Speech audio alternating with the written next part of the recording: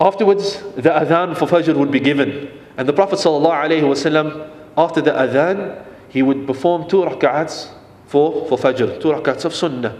And after these 2, the Prophet ﷺ would lay down on his right hand side with his head on his hand like this, with his elbow on the ground.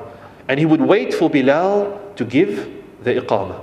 So it is Sunnah, after Sunnah or Salatul Fajr, that you lay down. Please make sure that someone wakes you up, because if after you've spent an hour or so with tahajjud, it is most likely that you're going to fall asleep. And the Prophet ﷺ, and this is something we always, when we read about the Sunnah, it is important that we read in the context of exactly what was happening. The Prophet ﷺ, this was his home, this was the barrier, and this was the masjid.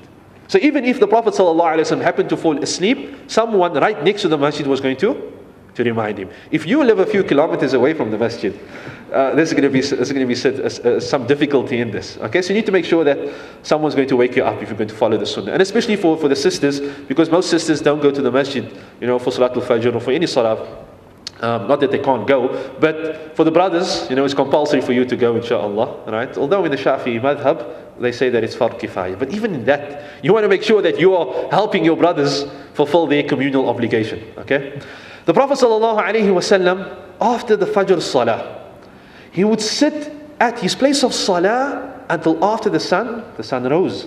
And he would sit there. What will we be doing? The Prophet ﷺ would be remembering Allah subhanahu wa ta'ala. And he tells us in a hadith, whoever sits after the Salatul Fajr until after the sun rises, and he performs 2 rak'ats of prayer, Allah subhanahu wa ta'ala will give him the reward of a hajj, ajran tam. That he will give him the complete reward of someone who performed a hajj. And another narration, a hajj with me. But can you imagine that reward?